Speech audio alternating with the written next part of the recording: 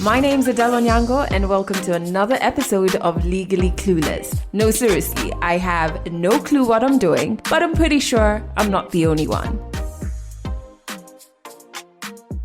Hey you, welcome to this episode of Legally Clueless, and this is what's coming up. Zayn wakes up on a Sunday morning. We wake up on a Sunday morning. He feeds. As he's in the room with the mom, I hear the mom, calling out, and I'm running back quickly, and I find her holding him in a position as if to relieve him from choking. Sure enough, he was choking on milk, but she was like, no, I don't think Zayn is well. I, on the other hand, was like, I think he's okay. But she was insistent, and she really wanted him to get medical attention.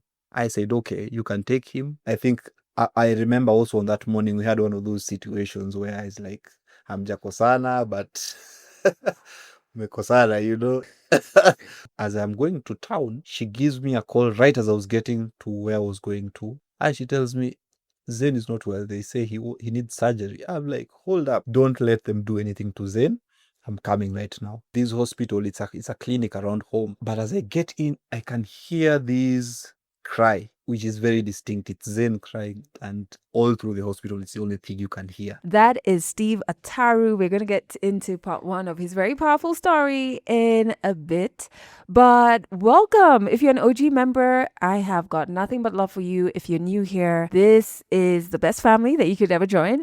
And episodes of this particular show go out every single Monday. On Wednesdays, we have the midweek teas and our newsletter. On Thursdays, we have For Mannerless Women. And on Fridays, we have our seasonal show, Ask a Therapist. But as always, thank you for listening and being part of this beautiful community. Make sure you keep going with us by subscribing wherever you're listening to this on. And in case you haven't watched our video shows, subscribe to our YouTube channel, sign up for a newsletter. All of those links are in the show notes. But before we get into this week's story, just a quick reminder that our wellness talk is happening this Saturday. Yes, we're days away from it. And remember, it's happening on Saturday, but on Thursday, we're going to shut down our ticket portal. So you literally have, 4 days left for you to grab your tickets to join us as we listen to Susan Wanjiku, who's an incredible money educator from right here in Kenya, talk to us about smart money strategies for entrepreneurs and freelancers. Like, she's going to talk about creating financial systems that support our peace, not stress. And Lord knows, on this side of entrepreneurship, there's enough stress, okay? We need more peace. She's going to help us figure out mindset shifts that can help us rebuild our relationship with money in a way that frees us to be able to see how we can budget with irregular income, invest with irregular income. What I love about Susan is she always has practical tools. Like last time she talked to us, she even gave us like a budgeting tool, right? So it's like a class, man. Practical tools for entrepreneurs and freelancers to grow sustainable wealth and even think about our retirement, right? What does that look like for us on this side? Tickets are only 1,000 bob. You can grab them right now. There's a link to them in the show notes. And come through, man. Let's end this year with financial clarity and financial calm. It's on the 25th of October, which is this coming Saturday, 9 a.m. to 11 a.m. Don't let this opportunity pass you by. Now, let's get into this week's story. In this episode, you are going to meet Steve Ataru. He is such an incredible storyteller. You'll learn this in a few minutes. He talks about navigating life through the blessing of kindness from others, but also really digs deep into some key aspects of fatherhood. I'm trying so hard not to give it away, so let's just jump into part one of Steve's story. 100 African stories on Legally Clueless. Stories from Africa. This is Steve Ataru. I have grown up all my life in Nairobi, lived in different places within Nairobi, lost my biological parents very early, but I was fortunate enough, raised by family who I consider dear to me. Till now, I think I've been a product of just different environments. I've grown up in Eastlands, so I have an Eastlands experience. I've lived in Juja, I have a Juja experience. I have lived in Langata, I have a Langata experience. I have lived in a boarding school in Nairobi, which is Nairobi school. I was in Patch, and that was an experience by itself. I've also experienced a bit of what it is to be outside Kenya, but preferred to come back and live my life in Nairobi. I like my life here in Kenya, Nairobi. It's home. It's where I've known, and I think it's dear to me. School has always been good for me. I was an easy child in school, quick to get concepts, fast to respond to the things that were needed of me. So naturally, I performed well. I think also there was the aspect of being fortunate enough to get situations where you can live with someone and you get a good quality life. So on your part, it is upon you to to really just do well. So I made sure I did well. Campus experience was interesting. I had a short stint abroad. It felt out of place. I had received it as a partial scholarship, but everything about it, I was just 19 years old, straight out of high school. And as soon as I got it, it was a bit confusing. But when I really just went out there and experienced what it was like, I felt like I needed to come back, not just being out of place, but also being out of my desire to nurture myself locally. That was the most interesting of of countries in Europe. I was in Russia. Yeah, doing architecture. As a student there are things, there are basic things you have to do as you arrive there. You have to, first of all, there's a language barrier. You have to set yourself up for functionality there. So even if you're qualified exam wise, technically, you still have to qualify yourself foundationally as a person. You have to learn the language. You have to learn expression of language in different forms. For instance, if I say 1 plus 1 is 2, in Kiswahili you say moja kuongeza moja. It is not something, right now it sounds so direct, but you have to put some thought to it to be able to express it. And that is what I'm talking about, being able to use language to function. And so you have to go through that. If you are not able to pass that successfully, then you fail. It wasn't a challenge to me. Actually, being a student in Kenya, you realize once you go out is that we are ahead in terms of the demand that we put on children here to perform well, at least at my time. So out there, it's tough, but we're able to manage as Kenyans. We're able to survive. We're able to, meet the threshold. And that was it for me. But I felt a bit out of place. In my heart, I knew that there were some things I wanted to pursue creatively. I knew I was a creative person. I knew I was a person who, just fiddled with ideas. I really didn't know what those would be, but I knew a 6-year course in architecture wasn't really going to be it for me. It would have helped if I made the decision in Kenya, but I needed to experience it and then decide, and I'm glad that I did.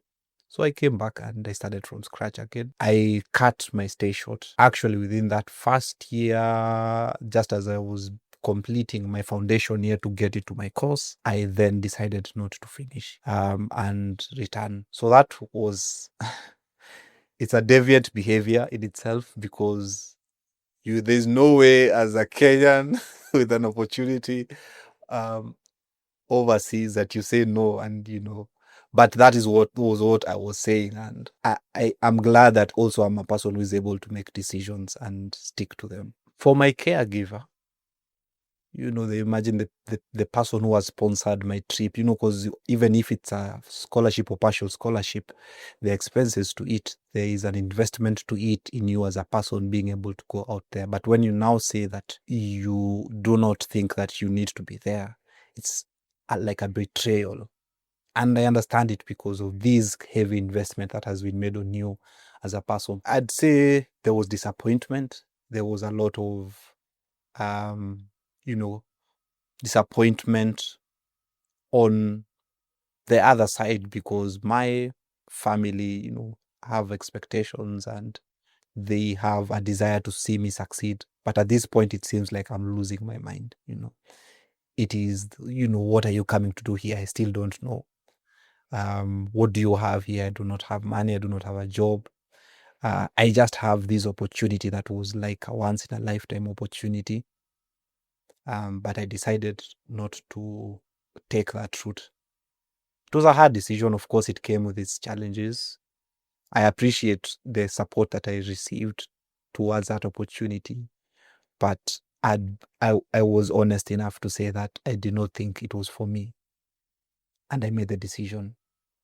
Over the years, I have learned that I am also one who is quick, not necessarily quick, but who is able to make decisions when they need to be made. And I have come to appreciate that even when it does not bring the best of experiences after. So I decided to come back, start from scratch. I stayed idle for some time, living up with a cousin, day to day, seemed like an endless loop of thoughts.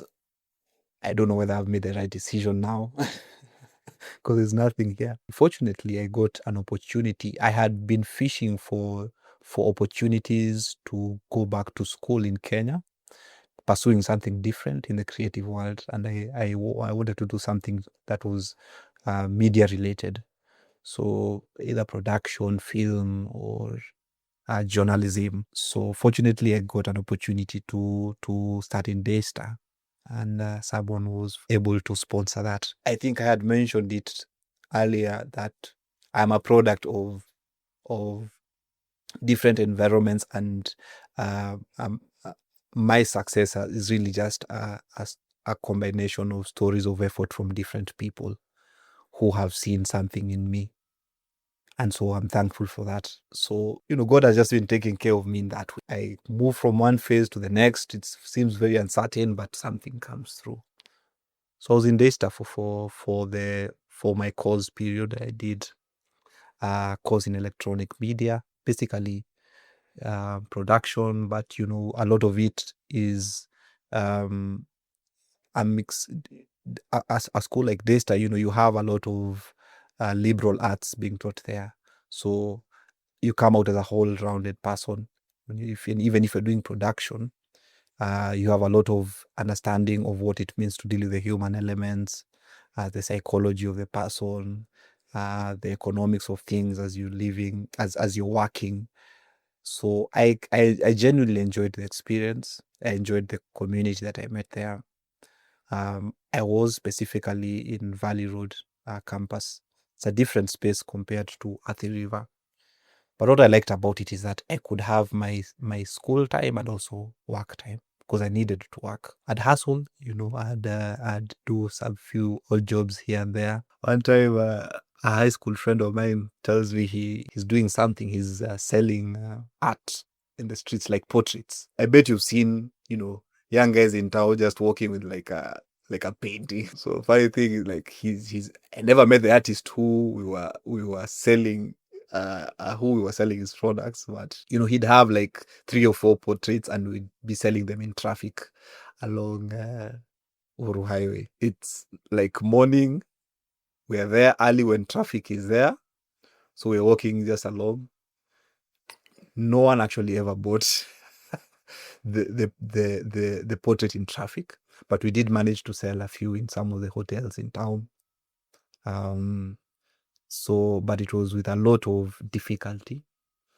I remember we'd walk from Langata to Tao sometimes, and it was just it worked. But I also used that, I think, basically as a charting path towards how I think I wanted to live my life. I enjoy working, I enjoy being productive, and I enjoy eating my work's worth.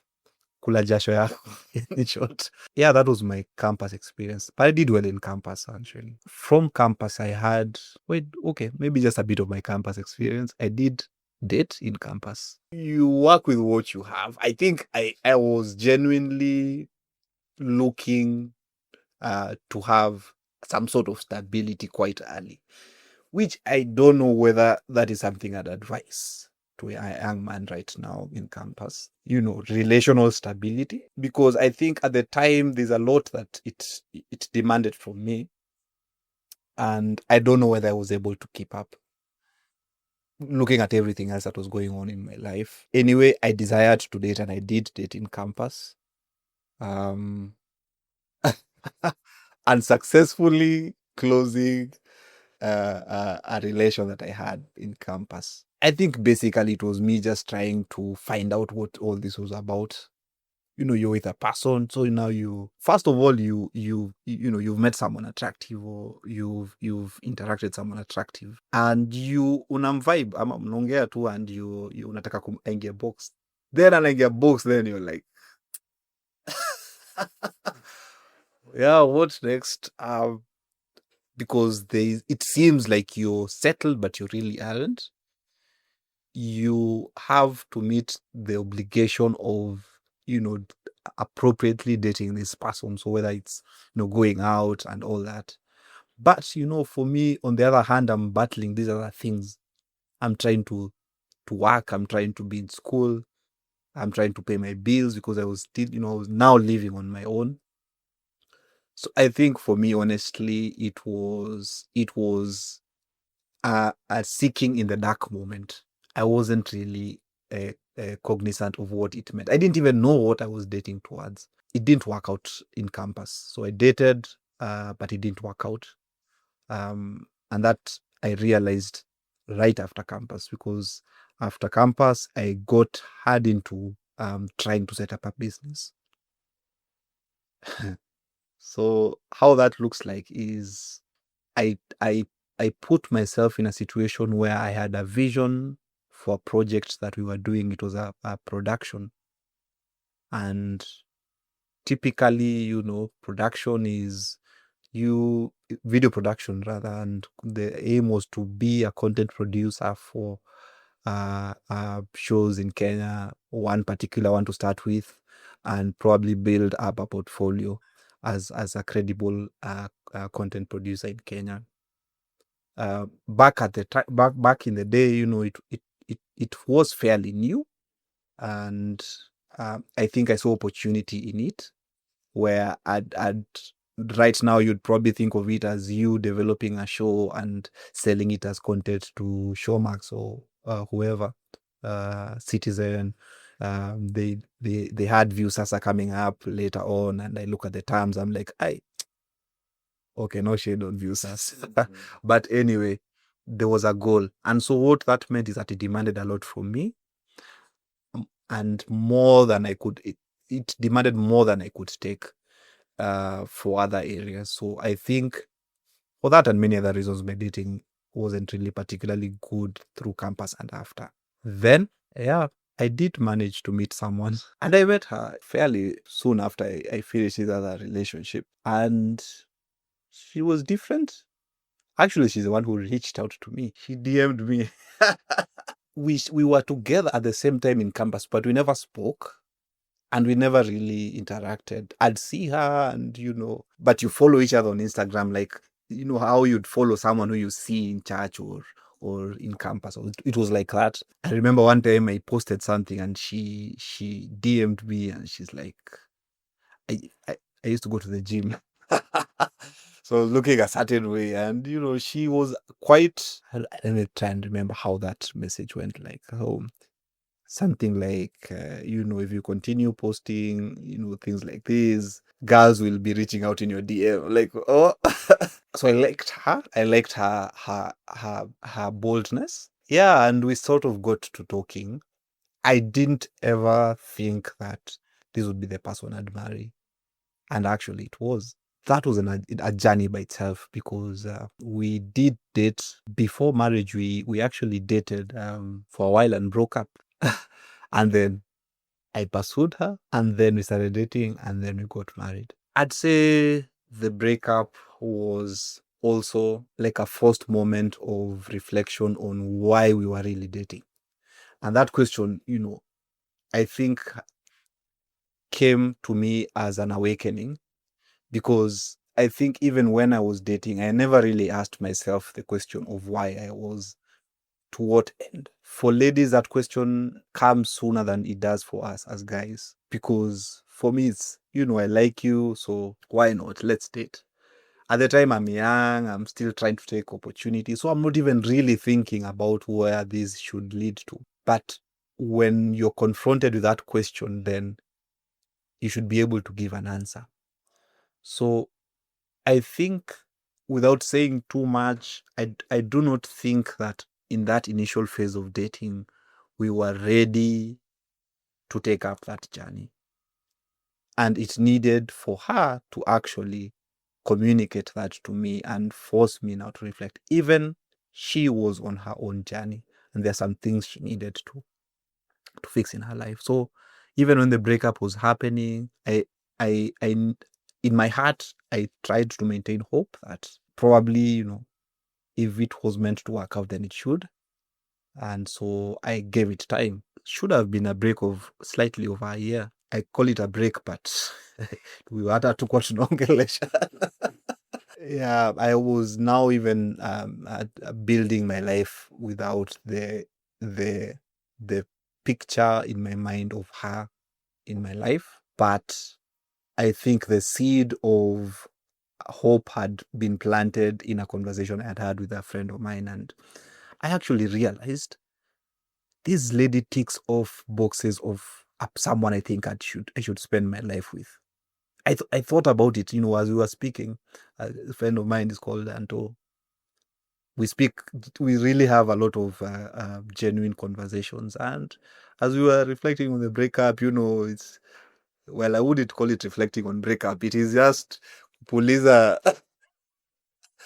just trying to soothe yourself and troubleshoot.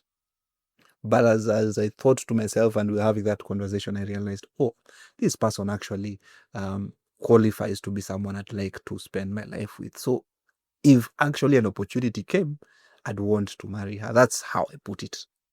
And that conversation ended there. So as life went on and we somehow bumped into each other in town again, and I quickly established that she was not dating, I think I saw a window of opportunity in doing things right. And this time was very intentional. I'm the one who approached her and, asked her whether she really just wanted to hang out. It started off like that. Later on, I'd want to officially start dating, in the sense that, we are dating. And with that, I had a goal in mind. I had set a goal to marry her.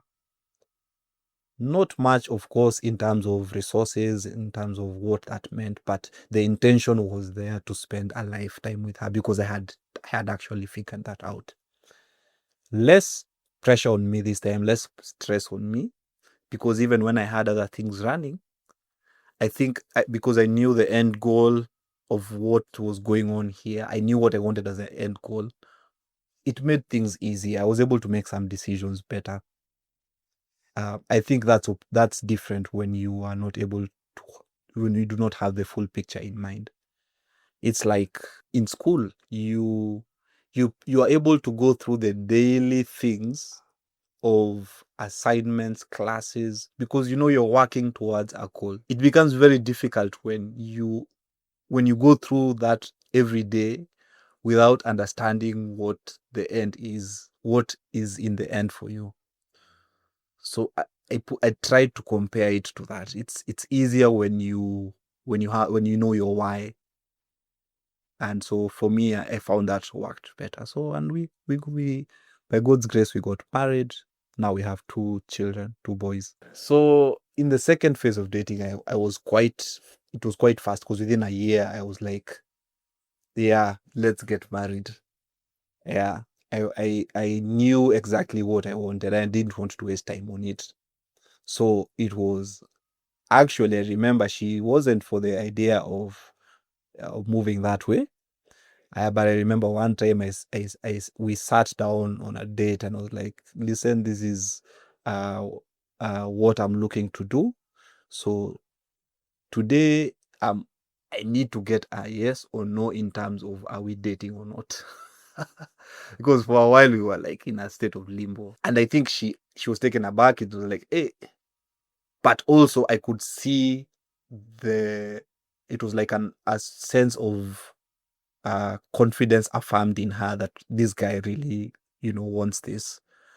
Mm, so that's in dating the second time. I was quite fast and decisive in that way. We got our first child 2 years into marriage. That was a joy because it depends with how you approach marriage. But for us, we really wanted to enjoy the journey of parenthood quite so early. So it's fortunate that we were able to get a child in our first 2 years. And it was just a whole other thing, a beautiful journey, but it comes with its highs and its lows. From being able to take up a project of raising someone like a whole human being, you two are responsible for this person.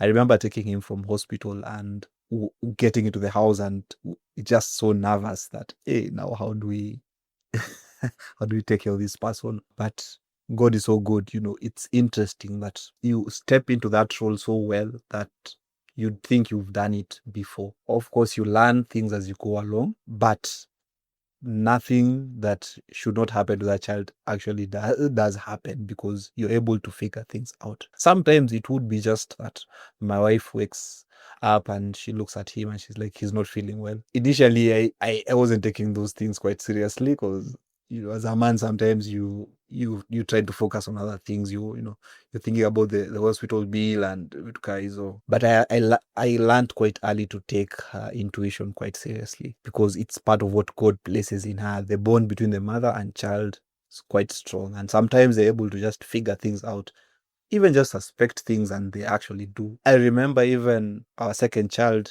Our first one is called Bethel. Our second child is Zayn. So Zayn, after being born, he was quite a normal baby, normal delivery process, no complications. But at some point, he wasn't feeding quite well, and he'd suckle, and soon after he'd like throw up. Initially, it looked like burping. You know how babies just burp out the milk, but over time it looked a bit unusual because it happened more and more. It's like fresh milk. So it's like he's not keeping it down. We didn't make much of it. We thought, okay, it's not troublesome. Zayn wakes up on a Sunday morning. We wake up on a Sunday morning. He feeds. As he's in the room with the mom, I hear the mom, calling out, and I'm running back quickly, and I find her holding him in a position as if to relieve him from choking. And sure enough, he was choking on milk, which was trying to come out. She did manage to help him, but she was like, no, I don't think Zayn is well. I, on the other hand, was like, I think he's okay. I think it's just a situation. I didn't make much of it. So, but she was insistent and she really wanted him to get medical attention. I said, okay, you can take him. I think I remember also on that morning we had one of those situations where I was like, hamjakosana, but mekosana, it happens like that. It's like, yeah, you're functioning, but not really. So I was like, okay, yeah, you just take him and we'll catch up. I was on that morning, I was going to church as well. I think I had a few things to do. So she proceeds, and as I'm going to town, she gives me a call right as I was getting to where I was going to, and she tells me Zayn is not well. They say he needs surgery. I'm like, hold up. I made an about turn. I turned around and I went back. I think I didn't even, there's a guy I met, he was about to shake my hand. Hata sikumsalimia. I went back. I'm like, don't let them do anything to Zayn. I'm coming right now. So I went, and this hospital, it's a clinic around home. On Sundays they're not busy, so there are not so many people around. So, but as I get in, I can hear this cry, which is very distinct. It's Zen crying, and all through the hospital, it's the only thing you can hear. So I get in, and mom is devastated. I look for the doctors. Doctor says, yeah, he needs surgery. And I'm laughing. I'm like, you can't be serious. How do you operate? He's barely, out of, he's barely even, 2 months. How do you operate on such a child? They say we operate even on a 1 day old child. So I go look at Zayn, and Zayn is in distress. He's crying. He's just in a lot of pain. And the other thing was that they did ask my wife not to feed him. So he's not just crying out of discomfort or the pain, but he's also hungry. And if you've there are many annoying noises to hear around, the scratching of a wall, the nails, but the crying of a hungry baby is something else. I don't think anyone wants to be around that. It's endless, it is demanding, and it is unforgiving. And to make it worse, it has an effect also on mom, because there's a connection between the two. So we realized we needed to get him into surgery. And the reason I'm sharing this is because I think earlier I had said I have learned to learn and respect the connection between mom and child, and to take seriously the intuition that mom has, because it could be life-saving. What they have makes up for a lot of things that technology can't explain. It's just one of those things that you'd say God, has made so divinely accurate, that you're able to see something is wrong and call it out even before a doctor sees it. I, on the other hand, if I had a child alone, man, I don't know. So anyway, we proceed to get medical consultancy on the same day. And it was confirmed he needed to have surgery. Catch more African stories in the next episode of Legally Clueless. Oh my goodness, so many insights already from Steve's story. I think the first one from, the beginning of his story is just like understanding how sometimes choosing yourself looks like disappointing others. But you still have to take that act of courage. When he left Russia to come back home, we're really conditioned to like chase opportunities that look good on paper, but they may not necessarily align with who we're becoming or who we want to be. And you have to be courageous enough to say, I'm not going to do it. And it might disappoint others. And that's just part of it. Another thing he spoke to that has come up, but it's also going to come up a lot more in part 2, is for fathers and men to really lean into the intuition that mothers have over or within their relationship with their kids. I don't think we talk about that, maybe because we don't have the terminology, maybe because intuition is not tangible, right? But you cannot deny that there is such a strong bond between mother and child that we have to lean into, despite it not making sense to our brain. Does that make sense? You know what I mean? And when he talks about that, I was like, whew, here's a man who gets it. You know what I mean?